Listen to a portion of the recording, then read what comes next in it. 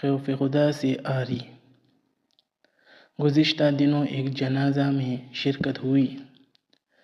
جنازہ میں شریک ایک صاحب نے کہا کہ میری جیب سے کسی نے 50,000 روپے نکال لیے ہیں۔ دوسرے اور تیسرے صاحب نے بھی اپنے حبیبوں سے جنازہ کے دوران قیمتی اشیاء کی چوری کی شکایت کی۔ بعد میں معلوم ہوا کہ اخلاقی گراوٹ کا ایک نیا حربہ ہے جو ان کمینے فطرت انسانوں نے اختیار کیا ہے